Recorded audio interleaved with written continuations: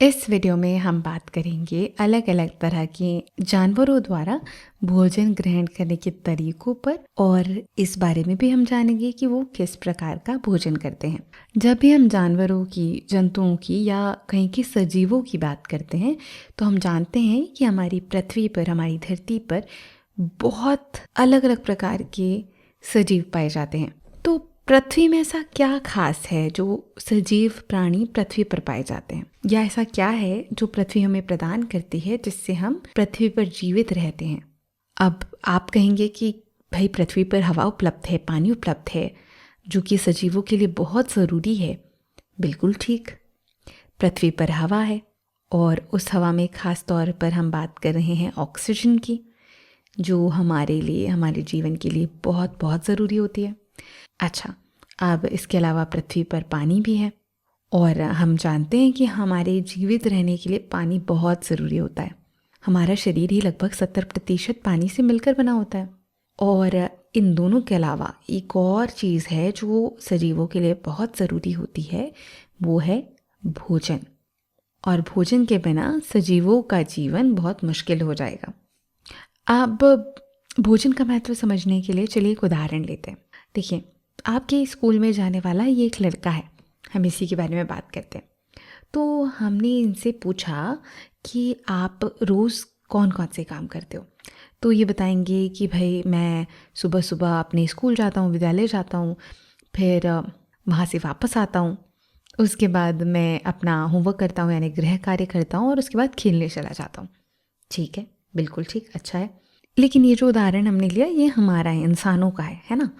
अब अगर हम किसी जानवर की बात करें जैसे जिराफ, हाथी या फिर कोई चिड़िया, तो ये लोग भी अलग अलग गतिविधियाँ या एक्टिविटीज़ तो करते ही हैं, है ना।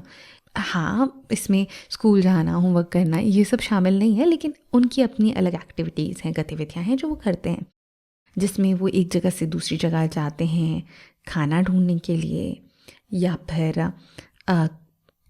रहने के लिए जगह ढूंढने के लिए, मतलब कहीं जहाँ वो सुरक्षित रह सकें, है ना। और इस सब के लिए उन्हें चाहिए होती है ऊर्जा। और ये ऊर्जा कहाँ से आती है? बिल्कुल ठीक, उसी भोजन से जो हम खाते हैं।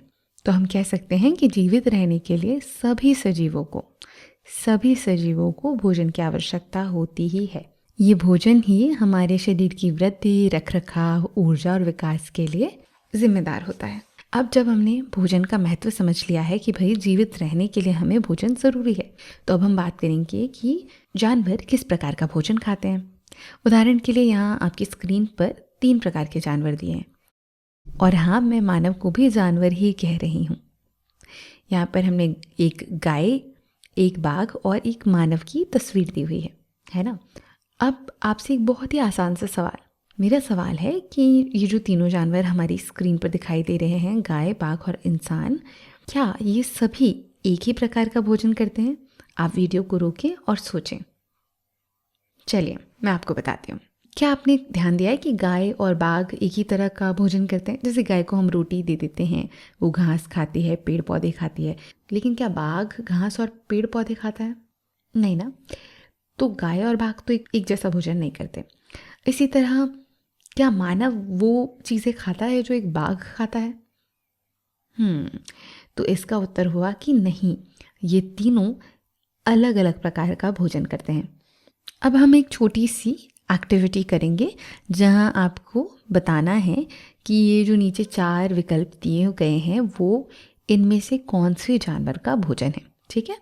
और सबसे पहले हम शुरुआत करेंगे गाय से। हमारे 4 विकल्प हैं, ये टाकोस, हिरण, ये नूडल्स और घास। अब आप सोचिए और बताइए कि गाय इनमें से क्या खाएगी। आप चाहें तो वीडियो को पॉज भी कर सकते हैं। ठीक है, तो इनमें से गाय खाएगी, जी हाँ, घास। आपने गाय को घास, पौधे या फिर भूसा खाते हुए देखा होगा।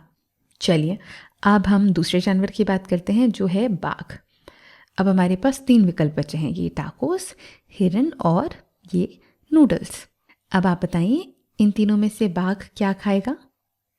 बिल्कुल ठीक, बाघ हिरण की तरफ देखेगा और हिरण को अपना भोजन बनाएगा, क्योंकि बाघ मांस खाते हैं। तो अब हमारे पास बचा है मानव और विकल्प हैं दो, नूडल्स और ये टाकोस। तो जो इंसान है वो पका हुआ भोजन खाता है।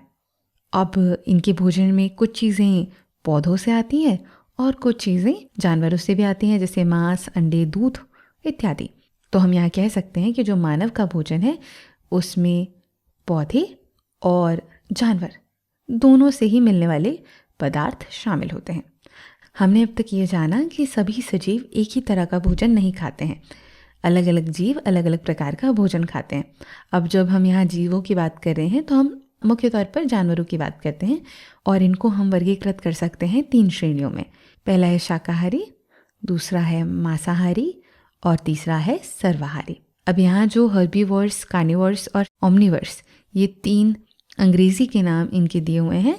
इनमें एक आपको समानता मिलेगी कि सभी ये शब्द वोर्स शब्द से खत्म हो रहे हैं और इसका अर्थ लैटिन भाषा में होता है खाना या भोजन करना। चलिए अब इन तीनों श्रेणियों के बारे में थोड़ा सा विस्तार से जानते हैं। सबसे पहले हम बात करेंगे शाकाहारी जीवों की। तो शाकाहारी जीव वो होते हैं जो केवल पौधों को या पौधों से मिलने वाले पदार्थों को खाते हैं, जैसे ये ज़ीब्रा, ये हिरन और ये खरगोश। अब अगर आप इन जानवरों को ध्यान से देखेंगे तो आप देख पाएंगे कि इनमें कुछ समानताएं भी हैं जो उन्हें पौधों को खाने में मदद करती हैं। उदाहरण के लिए अगर आप उनके दांतों को देखेंगे तो आपको पता चलेगा कि उनके दांत आमतौर पर इस तरह से चपटे होते हैं, चपटे या सपाट दांत होते हैं उनके, जो कि उन्हें पौधों को तोड़ने या घास को काटने में मदद करते हैं। आप जानते ही होंगे कि ये जो शाकाहारी जीव हैं वो अक्सर मांसाहारी जीवों का भोजन बनते हैं और यही कारण है कि इनकी जो आँखें हैं इनके सर के दोनों तरफ होती हैं। देखिए यहाँ पर ये ज़ीब्रा, हिरन और खरगोश तीनों की आँखें उनके सर के दोनों तरफ हैं। ये इसलिए ताकि वो अपने आसपास के वातावरण पर नज़रें बनाए रखें और अगर कोई हमला उन पर होने वाला है तो वो समय से ध्यान रखते हुए अपने आप को सुरक्षित रख सकें। चलिए अब हम बात करते हैं मांसाहारी जीवों की। ये जंतु केवल दूसरे जानवरों या जंतुओं को खाते हैं। इसके कुछ उदाहरण हैं बाघ, शेर और तेंदुआ, और उनके तेज़ और तीखे दांत होते हैं जो उन्हें उनके शिकार के मांस को फाड़ने में मदद करते हैं, जो कुछ कुछ इस तरह के दिखाई देते हैं। तो इनके पास जो दांत होते हैं वो नुकीले होते हैं और उनकी आँखें जो होती हैं वो सामने होती हैं ताकि वो अपने शिकार को खोज सकें, और इनके पैर बहुत मजबूत होते हैं ताकि वो दौड़कर अपने भोजन को पकड़ सके और उनका शिकार कर सकें। चलिए अब हम बात करते हैं हमारी अंतिम श्रेणी की, जो है सर्वाहारी। सर्वाहारी वो जानवर होते हैं जो पौधे भी खा सकते हैं और जानवर भी खा सकते हैं। अब चूंकि ये दोनों को खा सकते हैं इसलिए उनके दांत अलग अलग तरह के होते हैं, मतलब उनके दांत सपाट भी हो सकते हैं और नुकीले भी हो सकते हैं। तो इंसान जानवरों को भी खाते हैं और पौधों को भी खाते हैं, और इसमें इंसानों के अलावा कुछ और उदाहरण हैं भालू, मुर्गियाँ इत्यादि।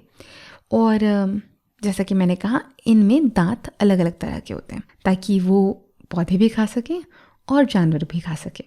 अब सवाल उठता है कि ये सभी जानवर जो हैं वो एक ही तरह का भोजन क्यों नहीं खा सकते, मतलब क्या परेशानी है अगर वो एक ही तरह का भोजन खाते हैं। जैसे मान लीजिए अगर हम कहें कि सारे जंतु केवल पौधे खाएं तो इसमें कोई परेशानी है क्या? सोचिए ज़रा।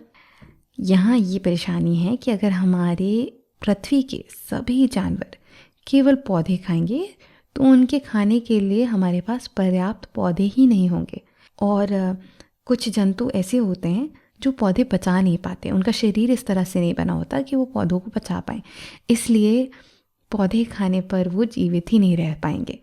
तो यही कारण है कि अलग अलग जानवर अलग अलग तरह का भोजन खाते हैं।